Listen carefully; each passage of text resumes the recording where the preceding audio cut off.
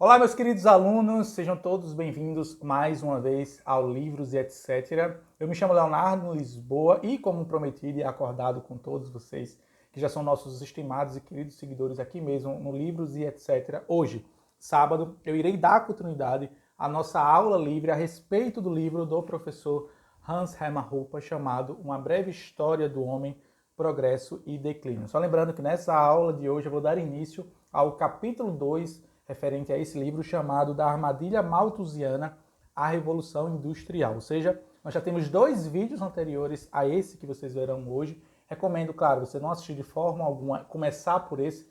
Espero que vocês já tenham assistido o primeiro e o segundo vídeo. E antes de mais nada também, queria pedir que dúvidas, críticas, sugestões e alguma pergunta que você queira fazer relacionado ao tema do livro, por favor, fique à vontade para deixar um comentário aqui e eu me comprometo no final do mês, na última aula livre, que vai cair no sábado, eu voltarei aqui mais uma vez para sanar e responder todas as dúvidas que porventura vocês, meus queridos e estimados alunos, possam vir a ter acerca do tema central aqui da nossa aula livre. Bom, mas antes de começar, eu queria pedir que, se você não é inscrito, por favor, se inscreva, ative o sino para receber as notificações. Temos vídeos aqui todas as semanas, toda semana temos vídeos aqui, segunda, quarta, sábado e domingo. Então deixa o seu like, comenta, compartilha, espalhe o vídeo para que o Livros e etc.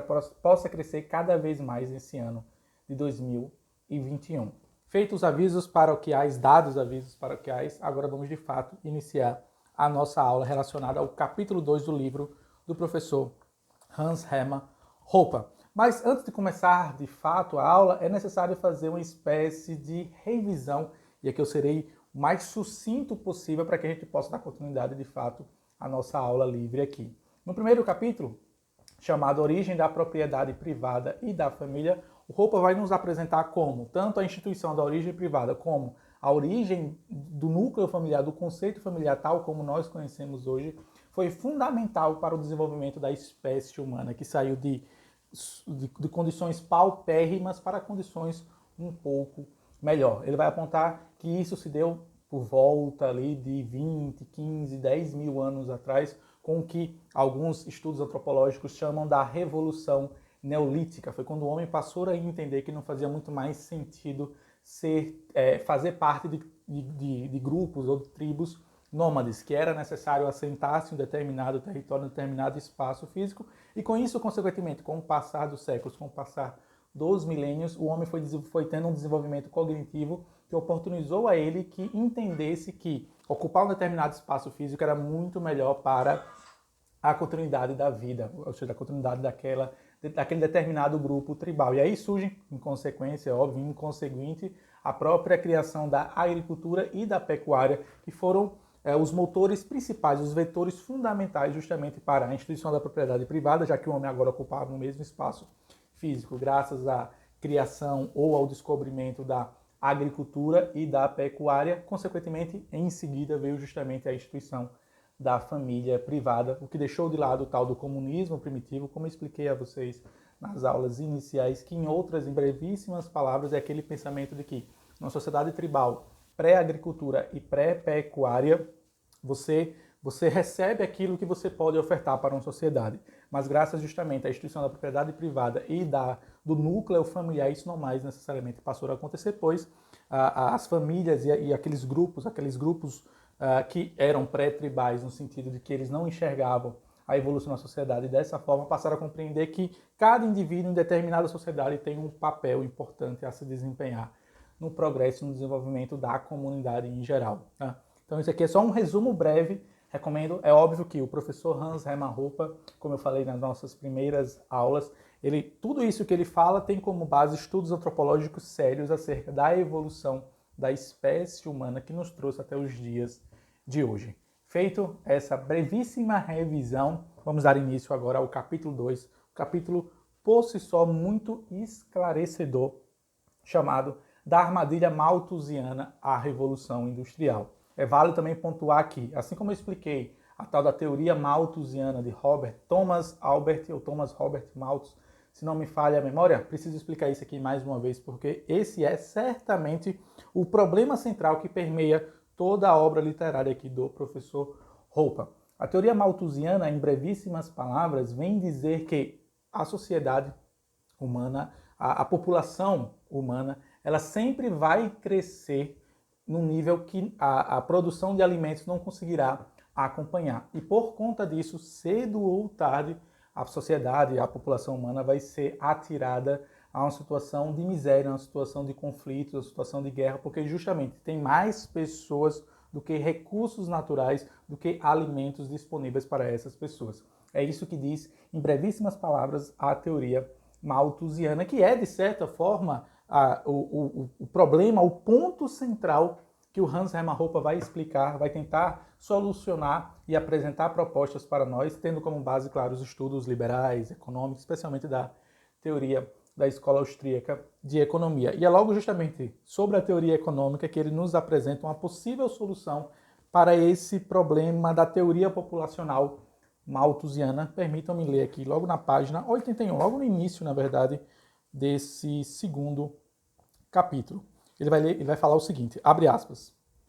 Para a teoria econômica, a questão de como aumentar a riqueza tem uma resposta muito simples. Né? Porque assim, se a quantidade populacional, a densidade populacional vai aumentar cada vez mais e teremos cada vez menos recursos, menos alimentos, é necessário justamente aumentar a riqueza, aumentar a produção de alimentos para justamente suprir essa demanda necessária por conta do crescimento populacional, que é natural à própria espécie humana.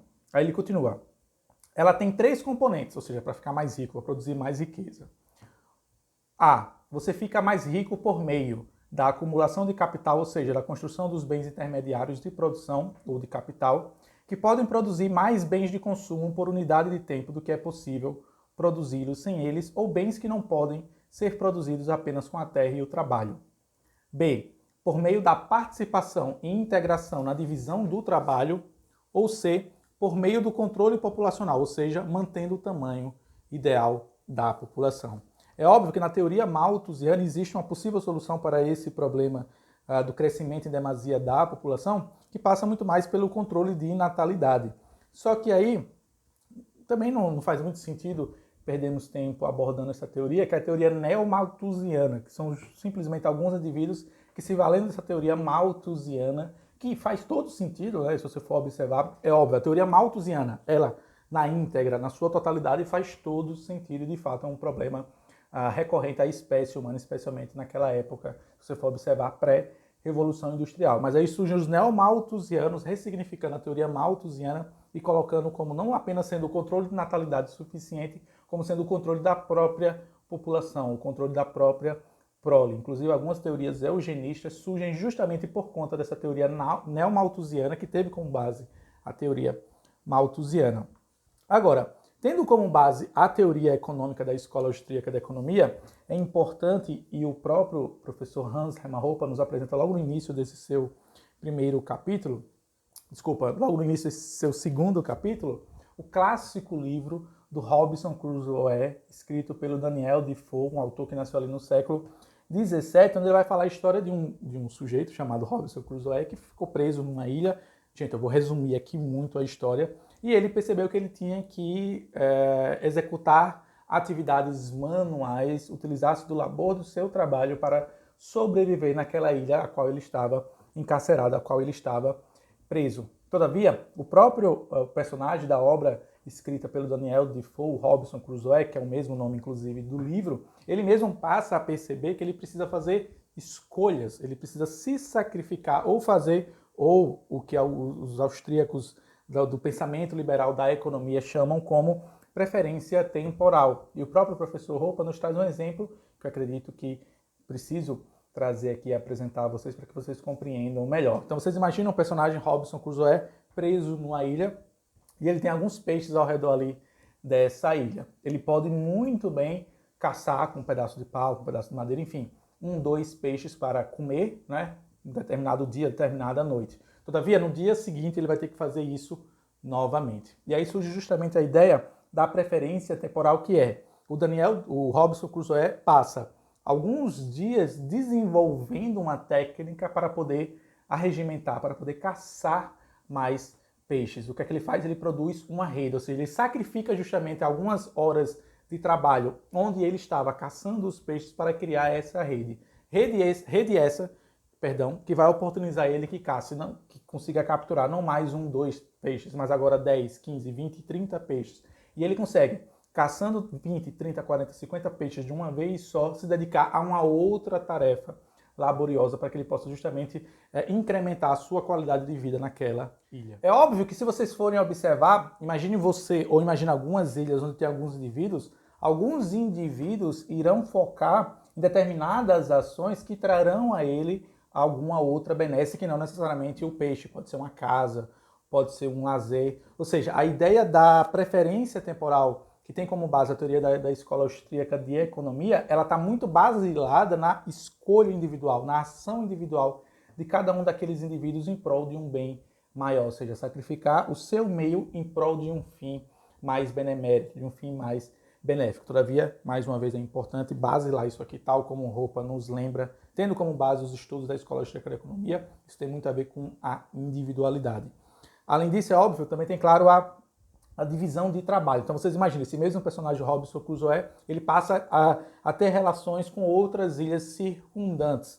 É óbvio que cada ilha ou cada território físico, se vocês assim preferirem chamar dessa forma, meus queridos e estimados alunos, é abundante em um determinado recurso natural. Então a ilha pode ser, por exemplo, repleta de animais selvagens, javali ou qualquer animal parecido, que sirva para caça, que sirva para coleta ou para caça humano. Uma outra ilha pode ter, por exemplo, várias frutas. É óbvio que essas várias ilhas circundantes ali do personagem da história contada, escrita pelo Daniel Defoe no Robinson Crusoe, se todas essas ilhas e se todos esses indivíduos que ocupam essas ilhas entrarem em consonância ou concordarem acerca de que cada um pode focar em produzir determinado material, determinado insumo natural para o bom desenvolvimento e para o bom caminhar da evolução daquelas ilhas circundantes, todos eles serão beneficiados em certa medida justamente naquilo que nós conhecemos. Nós, quando falo nós, é aquelas pessoas que estudam a teoria da escola austríaca de economia, como a participação na divisão do trabalho. Então, por exemplo, o Daniel Defoe, o Robinson Crusoe, perdão, não vai precisar perder tempo, por exemplo, construindo uma casa, porque uma ilha circundante que tem o material necessário para construir uma casa vai ofertar a ele esse material para construir a casa em troca dos peixes que ele mesmo desenvolveu e construiu a rede para caçar. Então vocês entendem essa troca da divisão do trabalho e da otimização do tempo. É claro que os dons e a vocação de cada um são necessários, são importantíssimos para a evolução na cadeia produtiva. Cada indivíduo na sociedade tem-se um talento, tem-se uma vocação e deve-se trabalhar e deve se direcionar em direção a ela para ofertar melhor os seus produtos, bens e serviços para a sociedade. É claro que toda essa produção em cadeia, lembrando, cada uma dessas ilhas é uma peça importantíssima na engrenagem do envolvimento, ou melhor dizendo, da evolução da sociedade. É óbvio que, e aí tem a ver, claro, com a teoria malthusiana, né? Quanto mais pessoas estiverem ocupando o mesmo espaço, menor será a qualidade de vida. Então, ainda assim, esse problema malthusiano persiste até os dias de hoje. O Roupa nos comenta que, desde antes do ano cristão, do ano 1, período pré-histórico, você coloca aí 50 mil anos atrás, quando nós começamos a nossa aula, até depois do ano cristão, passando-se até 1700, 1800, que é quando estoura, que é quando surge a Revolução, quando surge não, né? Quando inicia-se a Revolução Industrial, ainda assim esse problema malthusiano de quantidade de pessoas em demasia, em excesso, não conseguir acompanhar o processo e a produção de alimentos é um problema recorrente. Inclusive até os dias de hoje isso persiste. É claro que graças à inovação tecnológica, cada vez mais foi possível que pessoas, que uma maior quantidade de pessoas ocupasse o mesmo espaço sem ter diminuída, sem ter dirimida a sua qualidade de vida, graças à inovação tecnológica. E aí, claro, nós temos esse problema, né, do crescimento populacional. Como é que ele foi solucionado? E aí é óbvio, lembra que eu falei a vocês que o capítulo 2 chama-se da armadilha malthusiana à Revolução Industrial. O professor Roupa nos lembra que foi graças a ela, a tão malfadada, que é muito mal falada nos ambientes acadêmicos, e falo isso com conhecimento de causa, por ter tido a oportunidade não apenas de fazer uma faculdade de letras, mas também de ter cursado durante alguns semestres a faculdade de Ciências Sociais ou Ciências Políticas aqui na Universidade Federal de Sergipe. E é óbvio e é ululante quando você observa alguns momentos históricos da evolução da espécie humana que são criticados de maneira muito injusta e outros são laureados, outros são louvados. Então, por exemplo, aqui um parênteses, enquanto que a Revolução Industrial é malfadada, a Revolução Francesa, por exemplo, é laureada. Então percebam, isso tem a ver, claro, com a perspectiva histórica das pessoas que falam sobre esses determinados assuntos. Agora permitam-me ler, e aí já caminho, claro, para o segundo tópico aqui desse segundo capítulo, chamado História Econômica, o problema.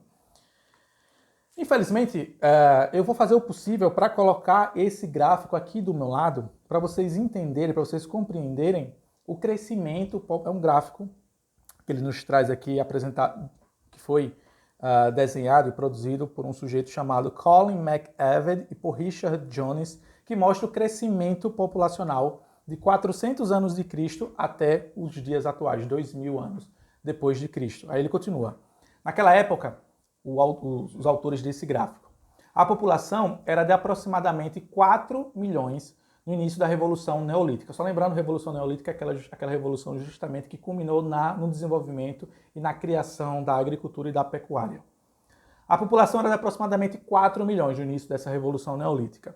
Mas há até cerca de 7 mil anos, ou seja, 3 mil anos para trás, a área cultivada, primeiro apenas na região do Crescente Fértil e depois também no norte da China, era pequena demais para ter efeito sobre a população mundial.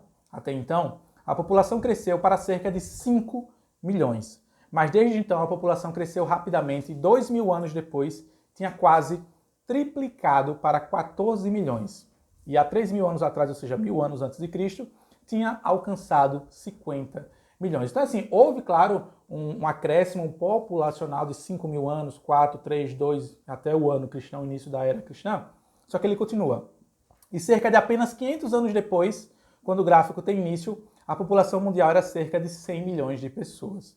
Desde então, como indica o gráfico, e eu vou fazer o possível para deixar o gráfico aqui do meu lado enquanto eu falo, para vocês observarem essa curva do crescimento populacional.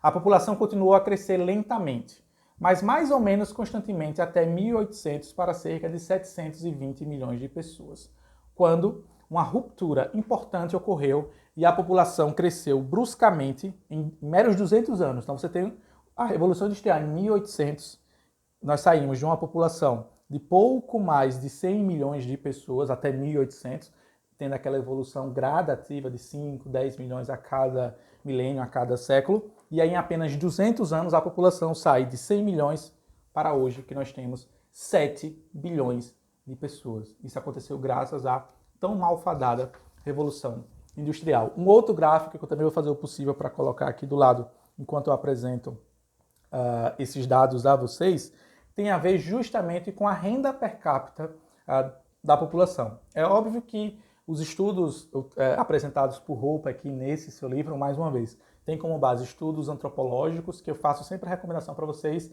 lerem o livro na íntegra. O link do livro está na descrição aqui mesmo no canal, aqui mesmo no Livros e etc. E você comprando, inclusive, eu agora, felizmente, uma boa notícia para todos vocês, abro aqui mais um parênteses, eu me tornei parceiro da Amazon. Então todos os livros que vocês adquirirem pelo link que está aqui mesmo nesse vídeo, eu vou ganhar uma comissão. E isso certamente vai nos ajudar a continuar esse trabalho aqui de desenvolvimento intelectual, trazendo a vocês essas aulas livres, tanto minha quanto da minha esposa. Mas voltando à aula, esse outro gráfico está relacionado justamente à história econômica mundial em uma imagem, ou seja, o rendimento, a renda per capita das pessoas, tendo como base, nós começamos ali já de 1000 anos antes de Cristo até 2000 anos depois de Cristo, que é o que temos hoje. Permitam-me ler aqui o que é que ele fala. Nesse gráfico, também mostra uma ruptura importante ocorrida por volta de 1800, que é justamente o início da Revolução Industrial.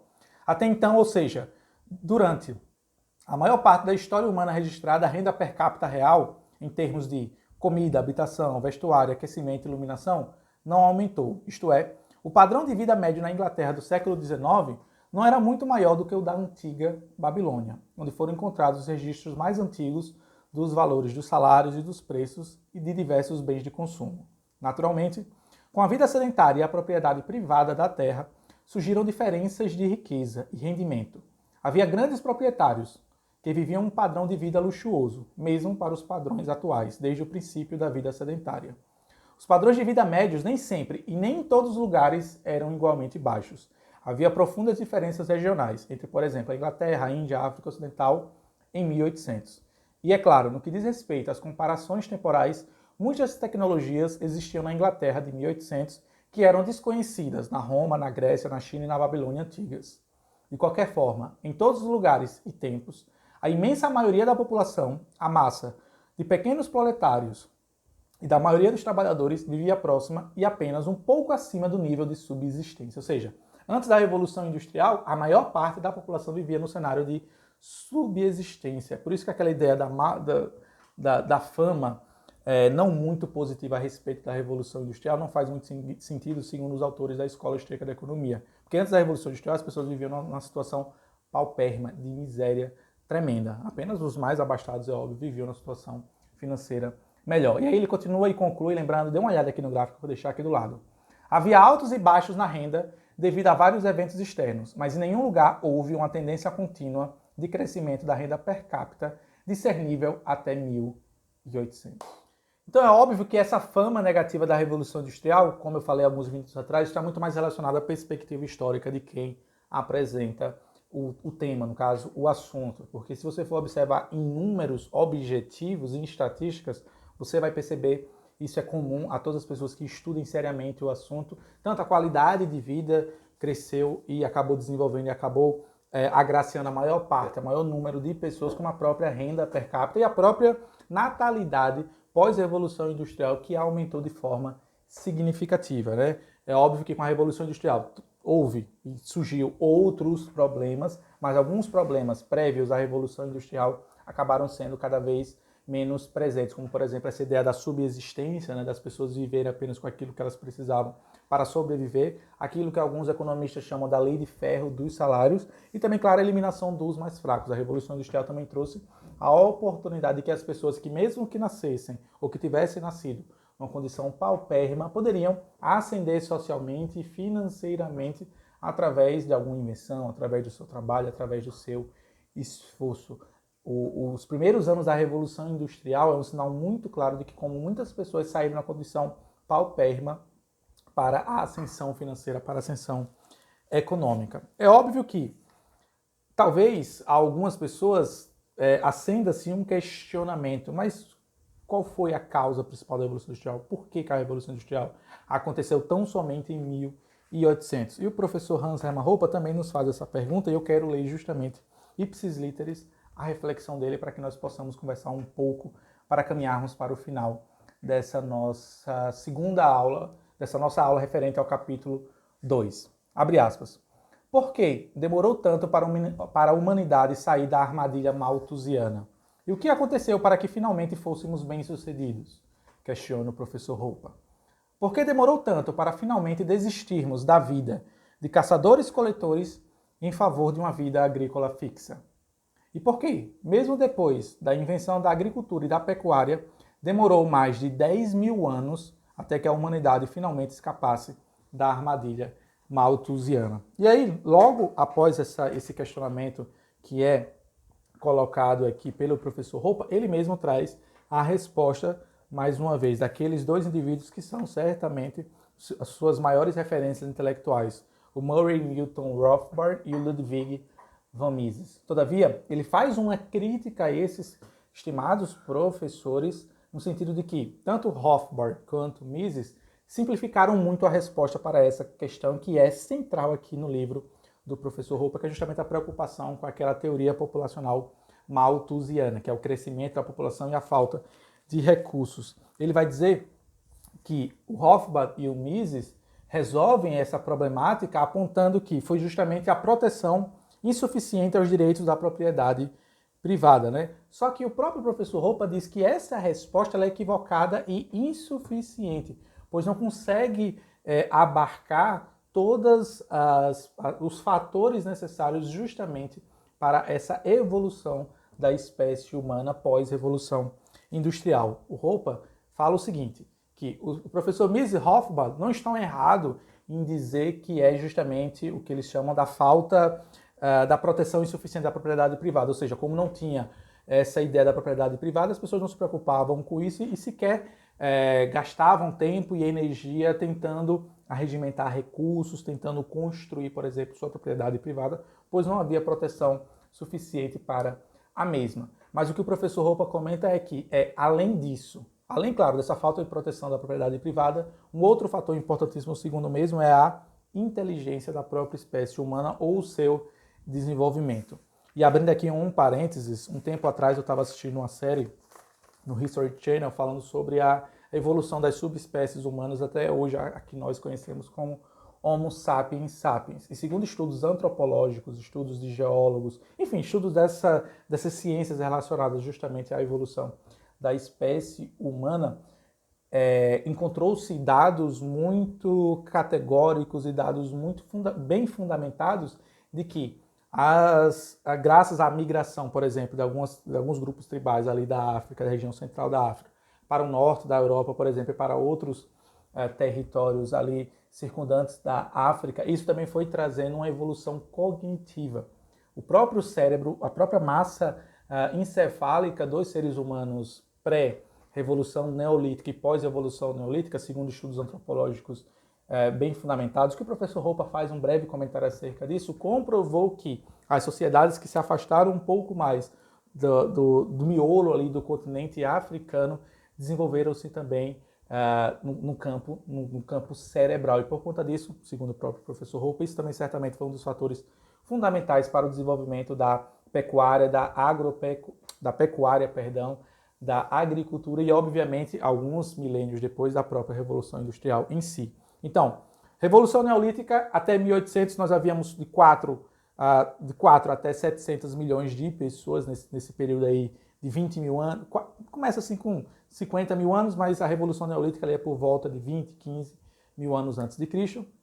Até 1800 a população salta de 4 para 700 milhões, é um salto significativo, mas, como mais uma vez o professor Roupa fala, é justamente graças à Revolução Industrial é que esse salto quantitativo e qualitativo, pois melhorou a qualidade de vida da maior parte das pessoas, a população mundial salta de 720 milhões para 7 bilhões de pessoas. Junto com isso, claro, não apenas o crescimento populacional, mas uma renda per capita também cresceu em demasia, ou seja, a melhor qualidade de vida para a maior parte da população. E ele continua, o professor Roupa nos falando sobre a tal da inteligência.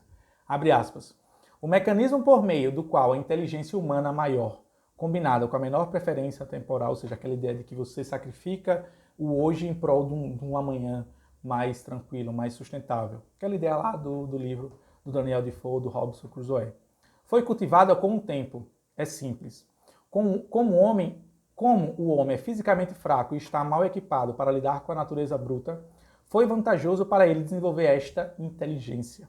Uma inteligência maior se traduzia em um sucesso econômico, e sucesso econômico se traduzia em sucesso reprodutivo. Então ele traz um exemplo muito claro, e eu quero compartilhar com vocês, acerca da própria agricultura e pecuária, né? Porque assim, aquelas tribos pré-condição humana ou pré-espécie humanas, ainda antes da Revolução Neolítica, elas tinham um problema que elas sempre acabavam entrando em conflito, e elas sempre acabavam, vez ou outra, se automutilando, se auto-eliminando. Mas graças à agricultura e pecuária, as tribos evoluíam em cadeia e também a sua inteligência era passada para a geração conseguinte, ou seja, através dos genes mais fortes e melhores. A própria inteligência, segundo estudos biológicos, era passada de geração a geração. E isso culminou justamente ao progresso e ao desenvolvimento da própria vida humana no globo terrestre. Então você tem um exemplo aqui da agricultura e pecuária. Aqueles indivíduos que mais se especializaram, aqueles indivíduos que mais exerceram a tarefa laboriosa da inteligência nas suas terras, na sua fazenda, no seu território, no seu espaço físico, porque vocês imaginam, a terra, um agricultor, não é somente plantar, ou um pecuarista não é simplesmente cuidar do animal e fazer o abate. Existem várias outras habilidades cognitivas necessárias para o desenvolvimento dessa habilidade, seja da pecuária, seja da agricultura. O agricultor precisa ter inúmeras outras habilidades de inteligência. É aquela teoria lá do Howard Gardner, das múltiplas inteligências. Então o agricultor precisa ser um bom matemático, precisa ser um bom geográfico, para entender qual área é melhor para colocar a determinada fruta, determinado grupo de animais. Ele precisa ser um linguística, no sentido que ele precisa negociar com os territórios vizinhos, com os seus vizinhos, o produto que ele mesmo produz no seu território físico, além, claro, da inteligência monetária para entender como oscila o mercado ali naquela determinada região para poder negociar melhor e tirar proveitos financeiros e de rendimento. Ou seja, notem que os melhores agricultores dominavam aquele determinado espaço e por conta das famílias que eram numerosas já naquela época, ou seja, naquela época ainda eram numerosas, essa prole que surgia, que era passado adiante, vinha cada vez melhor, cada vez mais forte, cada vez mais inteligente e cada vez mais ciente dos processos que foram colocados em prática pelos seus antepassados, que justamente eram renovados e ressignificados e colocados em prática mais uma vez para o desenvolvimento daqueles territórios. Então, essa é um dos fatores juntos, mais um dos fatores responsáveis pelo desenvolvimento da sociedade até chegar à tão sonhada, à tão aguardada Revolução Industrial. Porque assim, e é óbvio, né? O ser humano ele cresce na diversidade. Quanto mais hostil o ambiente, maior deve ser a inteligência empregada para a sobrevivência da espécie. Então você tem uma junção aí de inteligência com o controle da natureza nessas duas áreas, agricultura e pecuária. Então acredito eu que vocês tenham conseguido captar aqui a mensagem principal do Hans Hermann Hoppe nesse segundo capítulo. E aí ele conclui dizendo que quais são as implicações e a visão geral acerca dessa problemática que foi, de certa forma, solucionada pela Revolução Industrial, aquele problema lá da teoria malthusiana, né? Graças a características internas e biológicas. Tanto é verdade que existem até hoje algumas tribos no continente africano que não se desenvolveram tal como, por exemplo, as sociedades europeias, ou as sociedades americanas, ou até mesmo as sociedades asiáticas, porque assim o preferiram, porque assim não tiveram a oportunidade de ter esse intercâmbio de cultura e conhecimento. Então, tem sim características internas e biológicas. Além disso, claro, o papel do Estado antes da Revolução Industrial e depois da Revolução Industrial, que eu vou falar no terceiro capítulo, para encerrar nossa aula, meus queridos e estimados alunos, na semana seguinte. Além disso, claro, os efeitos eugênicos positivos, né? Pois a boa prole segue adiante. E aí surge, e aí eu concluo essa nossa aula a respeito desse segundo capítulo do livro do professor Hans Hermann Hoppe. O terceiro capítulo, esse que ao meu ver certamente é um dos capítulos talvez mais ácidos do professor Hoppe, ele vai falar a respeito do crescimento do Estado e que como o Estado cresceu de tal forma a fazer com que a sociedade, que uma vez evoluída para esse mindset, para esse pensamento de independência, de construção, de relações intrasociais entre os indivíduos, entre as cidades, entre os estados, o Estado se agigantou de tal forma, obrigando algumas pessoas, algumas sociedades a caminharem, a regredirem para o Estado parasitário lá antes da Revolução Neolítica. É sobre isso que o professor Hans Hermann Hoppe vai falar no seu terceiro capítulo, chamado da aristocracia, a monarquia e a democracia. Essa certamente é a aula que eu estou mais ansioso para compartilhar com vocês as reflexões desse livro do professor Hans Hermann Hoppe chamado Uma Breve História do Homem, Progresso e Declínio. Mas esse assunto eu vou deixar para a aula da semana seguinte, mas eu quero dar só um spoiler aqui. O professor Hans Hermann Hoppe, tal como os liberais clássicos, entendem a democracia de uma forma distinta da que nós compreendemos hoje.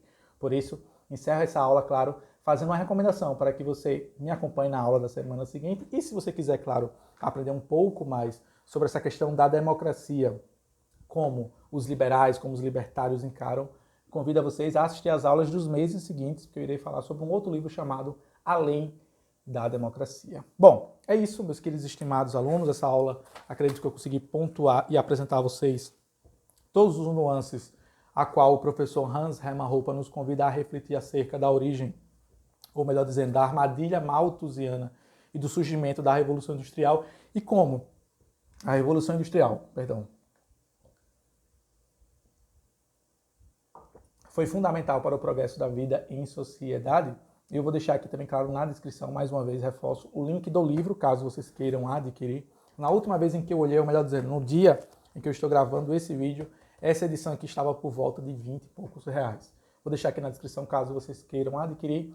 Peço, claro, se você for adquirir, faça clicando aqui no link abaixo, que você vai estar, de certa forma, ajudando o canal.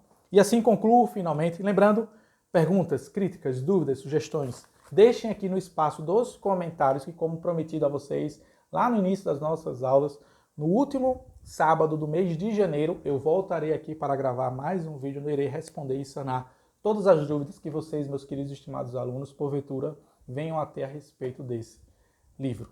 Agradeço mais uma vez a atenção de todos vocês, espero que vocês tenham aproveitado o conteúdo. Nos vemos na próxima semana, na conclusão dessa aula livre a respeito do livro do professor Hans Hermann Hoppe, se Deus assim nos permitir. Até a próxima. Tchau, tchau, pessoal.